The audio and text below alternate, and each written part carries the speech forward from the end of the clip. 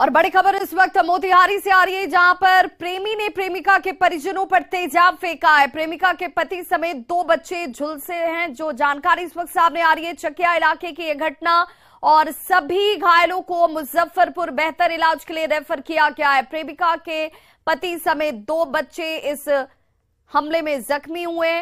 चकिया इलाके की यह घटना, जहां पर सनकी प्रेमी की करतूत सामने आई है। सभी घायल मुजफ्फरपुर रेफर किए गए। प्रेमिका के परिजनों को तेजाब से जलाया गया है।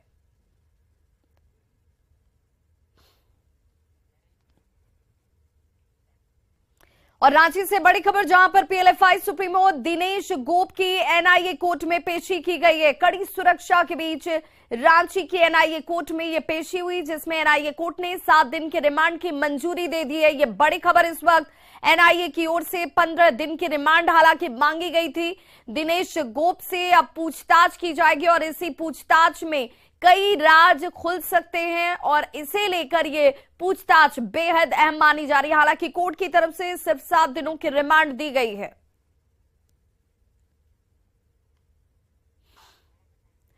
तो दिनेश गोप नेपाल से गिरफ्तार हुआ, जिसके बाद एनआईए ने रिमांड की मांग की। 15 दिनों के हालांकि रिमांड की मांग की गई थी। एक्सक्लूसिव तस्वीरें इस वक्त आपके टीवी स्क्रीन पर, जहां पर एनआईए कोर्ट में उसकी पेशी हुई और रिमांड की जब मांग की गई तो 7 दिनों की रिमांड मिली है और एनआईए ने 15 दिनों की रिमांड की मांग की थी। अब इन 7 दिनों की रिमांड की अवधि के दौरान कई महत्वपूर्ण जानकारियां दिनेश गोप से निकालने की कोशिश एनआईए की तरफ से की जाएगी। तो कड़ी सुरक्षा व्यवस्था के बीच रांची के एनआईए कोर्ट में इसकी पेशी हुई, जिसमें 15 दिन की रिमांड की मांग की गई, लेकिन रिमांड 7 दिनों की मिली है।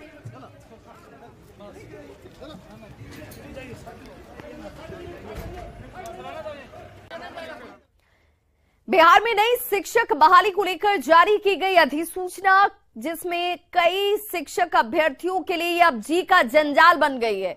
2019 में जिन अभ्यर्थियों ने एसटीईटी की परीक्षा हिंदी, उर्दू, अंग्रेजी और संस्कृत जैसे भाषा विषयों में पास कर ली थी, अब वो भी परीक्षा देने से वंचित हो जाएंगे। दरअसल नई शिक्षक बहाली के लिए जो अधिसूचना जारी की गई है, उसके अनुसार स्नातक स्तर पर 3 साल में भाषा विषय में पास होना अनिवार्य है और ऐसे में हजारों अभ्यर्थी नई नियुक्ति शिक्षक भर्ती परीक्षा से वंचित हो जाएंगे। ऐसे अभ्यर्थियों से बात की संवाददाता संजय कुमार ने। बिहार में नई शिक्षक बहाली के लिए जो अधिसूचना जारी की गई है, वैसे में हजारों ऐसे अभ्यर्थी होंगे जिन्होंने एसटीईटी परीक्षा पास की है, लेकिन वे अब परीक्षा देने से वंचित हो जाएंगे। इनके साथ क्या प्रॉब्लम आया है, इनसे हम बात करते हैं। फिलहाल ये सभी सचिवालय आए हुए, क्या बेसिकली प्रॉब्लम क्या है? हम सभी अभ्यर्थी भाषा विषय के लिए हैं। हम लोगों ने अंग्रेजी, हिंदी, उर्दू और संस्कृत में स्टेट 2019 में पात्रता परीक्षा दी थी और हम लोग एग्ज़ाम में क्वालिफाई किए थे और हम सभी मेरिट में आए हुए स्टूडेंट हैं। अभी हम लोगों के मैं आपको दिखाना चाहूँगा यहाँ पे स्टेट 2019 की ये नोटिफिकेशन की कॉपी है, जिसमें लिखा हुआ है हिंदी अगर आपका सब्जेक्ट है तो हिंदी स्नातक स्तर पे पठित होना आवश्यक है और साथ में आपका बीएड होना चाहिए। इसका मतलब ये होता है कि या तो आपका स्नातक स्तर पे आपने ग्रेजुएशन में वो पूरे साल पढ़ा है या फिर आपने 200 नंबर का वो 2 साल में पढ़ा है। सर मेरा प्रॉब्लम ये है सर कि मैंने डीएलएड किया था इंटरमीडिएट से, मेरा 45% नहीं है, 43% है और उस समय 55% रखा गया था।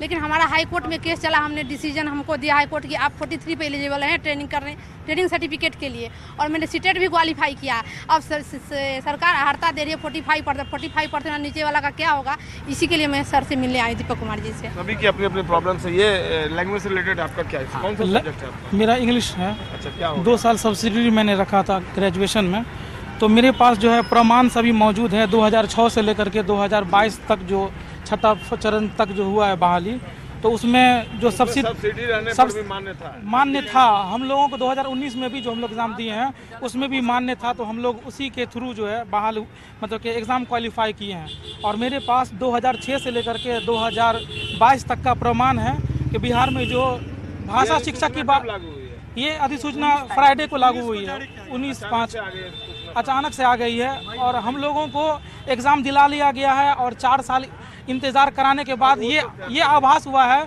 और उसमें जो संशोधन कर दिया गया अचानक से हम लोगों को, मतलब कि भविष्य से खिलवाड़ करने के लिए इस तरह से हम मधुबनी से आए हैं। क्या नाम है? मेरा नाम समी है दरुआ। तो देखिए बिल्कुल कई जिलों से जो अभ्यर्थी हैं वो आए हैं और इन्हें लगता है कि इनके साथ छल किया जा रहा है। जो नई अधिसूचना जारी की गई है वो इनके अनुकूल नहीं है और अचानक से फैसला ले लिया गया है लैंग्वेज सब्जेक्ट को लेकर, तो हिंदी हो या इंग्लिश हो, संस्कृत हो या उर्दू, ऐसे में जो पास आउट जिन्होंने क्वालिफाई किया हुआ था STT का एग्ज़ाम, ऐसे अभ्यर्थी एक उज्जवल भविष्य का स्वप्न देख रहे थे, लेकिन सरकार की एक अधिसूचना ने इनकी सारी उम्मीदों पर पानी फेर दिया। अब देखना होगा, ये पटना आए हैं, शिक्षा विभाग आए हैं, अधिकारी इनकी बातों को कहाँ तक सुनते हैं और इनके हित में किस तरीके का फैसला लिया जाता है। कैमरा पर्सन राहुल के साथ संजय कुमार, न्यूज़ 18।